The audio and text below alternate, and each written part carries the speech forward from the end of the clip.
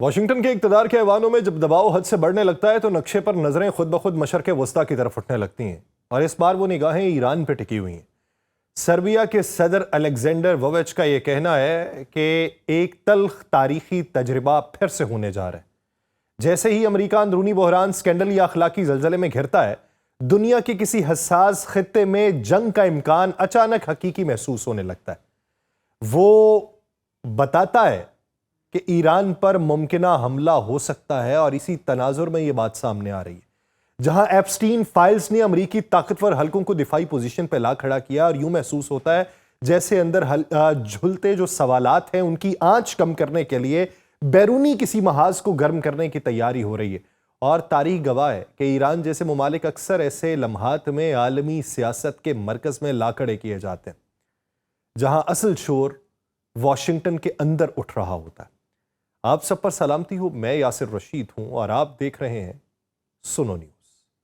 ناظرین، سربیا کے صدر الیگزینڈر ووچ کا یہ بیان محض ایک پیش گوئی نہیں ہے، بلکہ عالمی سیاست کے اس پرانے مگر مؤثر پیٹرن کی طرف اشارہ ہے جس میں اندرونی کیاس یا سکینڈلز یا اخلاقی دباؤ کے لمحات میں خارجہ محاذ پر غیر معمولی سرگرمی دکھائی دیتی ہے۔ ووچچ نے جس تناظر میں ایران پر ممکنہ امریکی حملے کی بات کی ہے، اس کی بنیاد محض فوجی تیاریوں یا انٹیلیجنس رپورٹس نہیں ہیں، بلکہ امریکی سیاسی تاریخ کا وہ تجربہ ہے جس میں طاقت کے مراکز بارہا توجہ کی سمت بدلنے کے لیے بڑے فیصلے کرتے آئے ہیں۔ اور سربیا کے صدر کے بقول ایپسٹین فائلز کا حالیہ اجراء محض ایک عدالتی یا اخلاقی معاملہ نہیں، بلکہ ایک ایسا پولیٹیکل زلزلہ ہے جو واشنگٹن کے فیصلہ ساز حلقوں میں بے چینی پیدا کر سکتا ہے، اور یہی بے چینی اکثر خارجہ پالیسی میں تیزی کا سبب بنتی ہے۔ ایپسٹین فائلز کی نوعیت کو سمجھنا یہاں پر ضروری ہے۔ لاکھوں صفحات ہیں، ہزاروں تصاویر ہیں اور ویڈیوز ہیں جن کا منظر عام پہ آنا محض معلومات کا انبار نہیں، بلکہ ایک ایسا بیانیہ ہے جو امریکی ایلیٹ، سیاسی اشرافیہ اور طاقتور حلقوں کے باہمی روابط کے اوپر سوال اٹھاتا ہے۔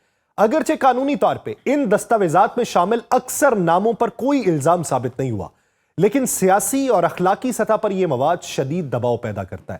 ووچچ اسی دباؤ کی بات کر رہے ہیں کہ جب اقتدار کے ایوانوں میں سوالات بڑھتے ہیں تو توجہ ہٹانے کے لیے عالمی سطح پر کوئی بڑا واقعہ جنم لے سکتا ہے، اور اشارہ ایران کی طرف ہے۔ امریکی سیاست میں یہ رجحان نیا نہیں ہے۔ مونیکا لیونسکی سکینڈل جو تھا وہ اس کی ایک نمایاں مثال تھی۔ 1998 میں جب صدر بل کلنٹن داخلی طور پہ شدید سیاسی دباؤ کا شکار تھے، اسی دوران امریکہ نے افغانستان اور سوڈان پہ کروز میزائل حملے کر دیے۔ اس وقت سرکاری موقف دہشت گردی کے خلاف کارروائی تھا، لیکن ناقدین نے اسے داخلی بحران سے توجہ ہٹانے کی کوشش قرار دیا۔ ووچچ نے اسی تاریخی مثال کو بنیاد بنا کر موجودہ صورتحال کو دیکھا ہے، جہاں ایک بار پھر جنسی جرائم سے جڑا ایک بڑا سکینڈل امریکی سیاست کے اعصاب کے اوپر اثر انداز ہو رہا ہے۔ ایران کے تناظر میں معاملہ مزید حساس ہو جاتا ہے۔ ایران اور امریکہ کے تعلقات پہلے ہی کشیدگی کا شکار ہیں۔ ایرانی جوہری پروگرام، خطے میں ایران کے اتحادی نیٹ ورکس، اسرائیل کی سلامتی سے جڑے خدشات اور خلیجی سیاست سب ایک دوسرے سے جڑے ہوئے ہیں۔ صدر ٹرمپ کے حالیہ بیانات جن میں ایران کو کھلی دھمکیاں دی گئی ہیں، اس کشیدگی کو مزید نمایاں کرتے ہیں۔ ایسے ماحول میں اگر کسی محدود یا علامتی فوجی کارروائی کی جاتی ہے تو صرف اسے عسکری تناظر میں نہیں دیکھا جا سکتا، بلکہ اسے امریکی داخلی سیاست کے پس منظر میں بھی پرکھنا ہوگا۔ ووچچ کا بیان اس لیے بھی توجہ کا مرکز بنا کہ وہ خود ایک ایسے ملک کے صدر ہیں جس نے 90 کی دہائی میں نیٹو بمباری کا سامنا کیا۔ سربیا کی اجتماعی یادداشت میں یہ تجربہ موجود ہے کہ عالمی طاقتیں کس طریقے سے اپنے سیاسی اور اسٹریٹجک مفادات کے تحت فوجی طاقت کو استعمال کرتی ہیں۔ یہی پس منظر ووچچ کے تجزیے کو محض قیاس آرائی نہیں رہنے دیتا، بلکہ ایک تجربہ کار سیاسی رہنما کی رائے بناتا ہے جو عالمی طاقتوں کے رویے کو قریب سے دیکھ چکا ہے۔ یہ سوال بھی اہم ہے کہ اگر واقعی امریکہ ایران کے خلاف کسی کارروائی کی طرف جاتا ہے تو اس کا دائرہ کیا ہوگا؟ کیا یہ محض محدود فضائی حملے ہوں گے، یا خطے میں پراکسی تصادم کو مزید تیز کیا جائے گا، یا پھر یہ صرف دھمکیوں اور نفسیاتی دباؤ تک محدود رہے گا؟ ماضی یہ بتاتا ہے کہ امریکہ اکثر براہ راست جنگ کی بجائے محدود، کنٹرولڈ اور علامتی کارروائیوں کو ترجیح دیتا ہے تاکہ یہ پیغام دے اور مکمل جنگ کے خطرات سے بھی بچ سکے۔ ایپسٹین فائلز کے تناظر میں ایک اور پہلو بھی قابل غور ہے۔ امریکی میڈیا، سوشل میڈیا اور عوامی مباحثے اس وقت شدید انتشار کا شکار ہے۔ اصل حقائق، جعلی خبریں اور سیاسی پروپیگنڈا ایک دوسرے میں گڈ مڈ ہو چکے ہیں۔ ایسے ماحول میں کوئی بھی بڑا عالمی واقعہ بیانیے کو یکسر بدل دے گا۔ اگر ایران پر حملہ ہوتا ہے تو امریکی میڈیا کی توجہ فوری طور پہ مشرق وسطیٰ کی طرف منتقل ہو جائے گی اور ایپسٹین فائل سے جڑے سوالات پس منظر میں چلے جائیں گے۔ ووچچ اسی ممکنہ منظرنامے کی طرف اشارہ کر رہے ہیں۔ اب حقیقت یہ ہے کہ امریکہ کے لیے ایران کے خلاف کسی بھی کارروائی کے نتائج غیر معمولی ہو سکتے ہیں۔ ایران خطے میں تنہا نہیں ہے، اس کے اتحادی، اس کے اثر و رسوخ کے دائرے عراق، شام، لبنان اور یمن تک پھیلے ہوئے ہیں۔ کسی ایک حملے کا رد عمل کئی محاذوں کے اوپر سامنے آ سکتا ہے۔ عالمی منڈیوں، خاص طور پہ تیل کی قیمتوں پر اس کے اثرات فوری طور پہ ہوں گے۔ یورپ، روس اور چین کا رد عمل بھی فیصلہ کن کردار ادا کر سکتا ہے۔ اس لیے یہ کہنا کہ امریکہ محض توجہ ہٹانے کے لیے کوئی بڑا قدم اٹھا لے گا ایک سادہ مفروضہ نہیں ہے، بلکہ ایک پیچیدہ سیاسی حساب کتاب کا نتیجہ ہو سکتا ہے۔ ووچچ کے بیان کی اہمیت اس بات میں بھی ہے کہ یہ ایک غیر جانبدار یا کم از کم براہ راست فریق نہ ہونے والے ملک کے سربراہ کی رائے ہے۔ وہ نہ ایرانی بیانیے کا حصہ ہے، نہ امریکی سیاسی نظام کا اندرونی کھلاڑی۔ اس کا تجزیہ اس عالمی مشاہدے پر مبنی ہے کہ طاقتور ریاستیں اکثر داخلی دباؤ کے لمحوں میں خارجی محاذ کے اوپر سرگرم دکھائی دیتی ہیں۔ یہی بات اس بیان کو محض افواہ کے درجے سے نکال کے سنجیدہ بحث کا موضوع بناتی ہے۔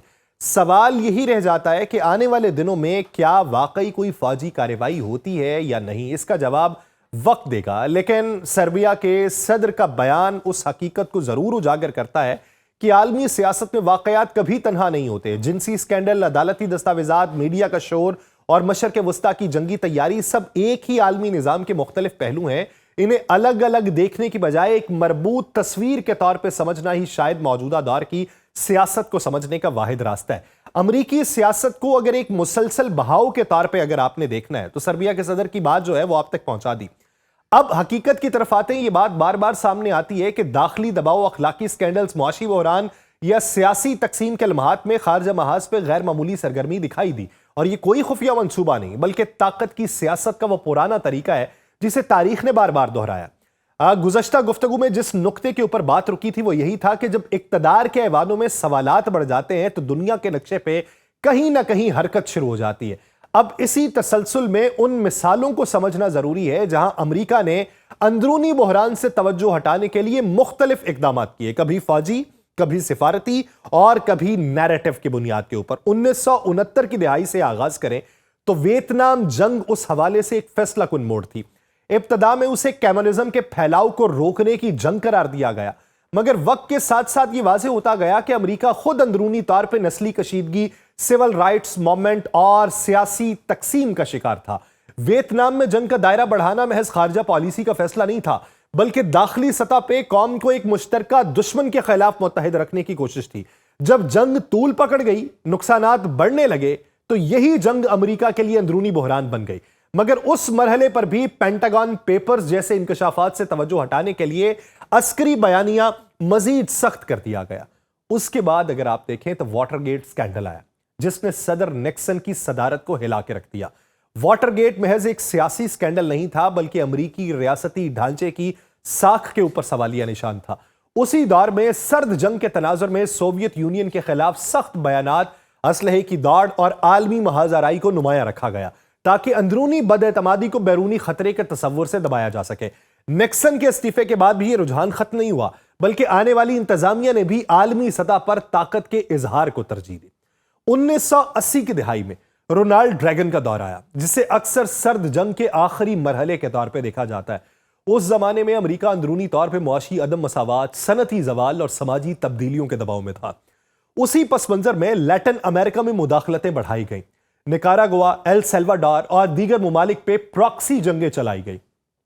ایران کوئنٹرا سکینڈل نے جب ریگن انتظامیہ کو شدید دباؤ میں ڈالا تو اس کے ساتھ ہی سوویت یونین کو ایول امپائر قرار دینے کا بیانیہ مزید شدت اختیار کر گیا۔ مقصد اس کا واضح تھا، توجہ اندرونی سوالات سے ہٹا کے بیرونی خطرے کے اوپر مرکوز کر دی جائے۔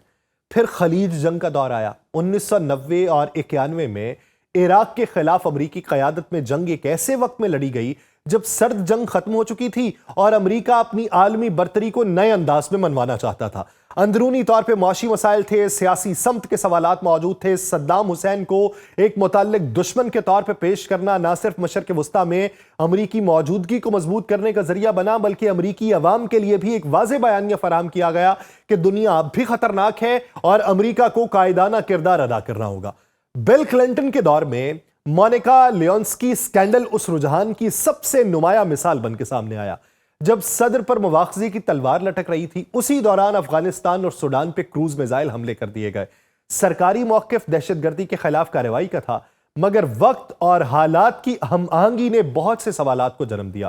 اس دور میں میڈیا اور عوامی بحث کا رخ اچانک وائٹ ہاؤس کے اندرونی معاملات سے ہٹ کے قومی سلامتی کی طرف موڑ دیا گیا، اور یہی وہ نقطہ ہے جسے آج سربیا کے صدر ووچچ نے ایپسٹین فائلز کے تناظر میں یاد دلایا ہے۔ 9/11 کے بعد کا دور اس بحث میں ایک اور الگ وزن رکھتا ہے۔ جارج بش جونیئر کی صدارت میں امریکہ نے دہشت گردی کے خلاف جنگ کا اعلان کیا، جو وقت کے ساتھ افغانستان سے عراق تک پھیل گئی۔ عراق جنگ خاص طور پہ اس لیے اہم ہے کہ اس کے جواز کے لیے پیش کیے گئے شواہد بعد میں خود غلط ثابت ہو گئے۔ اس جنگ کے آغاز کے وقت امریکہ اندرونی طور پہ خوف، غصے اور عدم تحفظ کے احساس میں مبتلا تھا۔ اس کیفیت کو ایک منظم عسکری مہم میں ڈھالنا نہ صرف خارجہ پالیسی کا فیصلہ تھا، بلکہ داخلی اتحاد پیدا کرنے کا ذریعہ بھی تھا۔ جو سوالات بعد میں اٹھے وہ اس وقت دب کے رہ گئے جب قوم کو ایک طویل جنگ میں جھونک دیا گیا تھا۔ باراک اوباما کا دور اگر دیکھیں، اس میں اگرچہ براہ راست بڑی جنگوں سے گریز کی بات کی گئی، مگر ڈرون حملوں اور خفیہ آپریشنز کا دائرہ بڑھایا۔ یہ وہ دور تھا جب امریکہ اندرونی طور پہ معاشی بحران یعنی 2008 کی کساد بازاری کے اثرات سے نکلنے کی کوشش کر رہا تھا۔ عوامی غصہ وال سٹریٹ، بینکس اور اشرافیہ کے خلاف بڑھ رہا تھا، اور اسی پس منظر میں بیرون ملک محدود مگر مسلسل فوجی کارروائیاں جاری رہیں تاکہ عالمی سطح پہ امریکی طاقت کا تاثر کمزور نہ پڑے اور داخلی سطح پہ قیادت کی مضبوطی برقرار رہے۔ ڈونلڈ ٹرمپ کے پہلے دور میں یہ رجحان ایک نئے انداز میں سامنے آیا۔ داخلی طور پہ شدید سیاسی تقسیم، مواخذے کی کارروائیاں اور مسلسل تنازعات کے دوران ایران، شمالی کوریا اور چین کے خلاف سخت بیانات اور بعض اوقات عملی اقدامات بھی کیے گئے۔ ایرانی جنرل قاسم سلیمانی کی شہادت ایک ایسے وقت میں ہوئی جب ٹرمپ انتظامیہ شدید سیاسی دباؤ میں تھی۔ اس واقعے نے چند دنوں کے لیے امریکی میڈیا اور عوامی بحث کا رخ مکمل طور پہ تبدیل کر دیا، اور یہی وہ پیٹرن ہے جس پہ آج دوبارہ گفتگو ہو رہی ہے۔ اب موجودہ دور میں ایپسٹین فائلز کا معاملہ اسی تاریخی تسلسل میں دیکھا جا رہا ہے۔ یہ فائلز محض ایک عدالتی دستاویز نہیں ہے، بلکہ امریکی ایلیٹ، طاقت اور اخلاقیات کے تعلق پر ایک سوالیہ نشان ہے۔ جب ایسے سوالات زور پکڑتے ہیں تو تاریخ یہ بتاتی ہے کہ واشنگٹن اکثر عالمی محاذ پہ سرگرمی دکھاتا ہے۔ ایران کے خلاف ممکنہ کارروائی اسی تناظر میں زیر بحث ہے کہ آیا یہ محض جغرافیائی سیاست کا نتیجہ ہوگی یا داخلی دباؤ سے توجہ ہٹانے کی ایک اور کوشش ہوگی۔ یہاں یہ سمجھنا بھی ضروری ہے کہ ہر امریکی اقدام محض توجہ ہٹانے کے لیے بھی نہیں ہوتا۔ بعض اوقات حقیقی اسٹریٹجک مفادات بھی اس کے اندر شامل ہوتے ہیں، اس سے صرف نظر نہیں کر سکتے۔ مگر مسئلہ تب پیدا ہوتا ہے جب داخلی بحران اور خارجی فیصلے ایک ہی وقت میں شدت اختیار کر لیں۔ تاریخ میں بارہا ایسا ہوا کہ دونوں ایک دوسرے کے ساتھ جڑ کے سامنے آئے، اور یہی جڑ آج کے مباحثے کو معنی خیز بناتی ہے۔ اسی تسلسل کے اندر ایک اور بات بھی واضح ہے کہ امریکی خارجہ پالیسی کو صرف نقشوں، فوجی اڈوں اور اتحادیوں کے تناظر میں نہیں سمجھا جا سکتا۔ اسے واشنگٹن کے اندرونی سیاسی ماحول، میڈیا کے دباؤ، عوامی رائے اور اخلاقی بحرانوں کے ساتھ جوڑ کے دیکھنا ضروری ہے۔ جب اندر سوالات بڑھتے ہیں تو باہر قدم تیز ہو جاتے ہیں، اور یہی وہ اصول ہے جو ویتنام سے لے کے عراق اور مونیکا لیونسکی اسکینڈل سے لے کے آج کی ایپسٹین فائلز تک بار بار خود کو دہراتا نظر آتا ہے۔ اب سوال کیا ہے کہ کیا امریکہ نے ماضی میں ایسا کیا یا نہیں؟ سوال اب کا ہے کہ آیا دنیا اس پیٹرن کو پہچاننے کے بعد بھی ہر نئے واقعے کو الگ تھلگ دیکھتی ہے یا تاریخ سے سبق سیکھے گی؟ اور یہی وہ تجسس ہے جو موجودہ لمحے کو غیر معمولی بناتا ہے، اور یہی وہ ربط ہے جو ہمیں یہ سمجھاتا ہے کہ ماضی کے قصے حال میں کس شکل میں سامنے آتے ہیں۔ مجھے دیجیے اجازت، اللہ نگہبان۔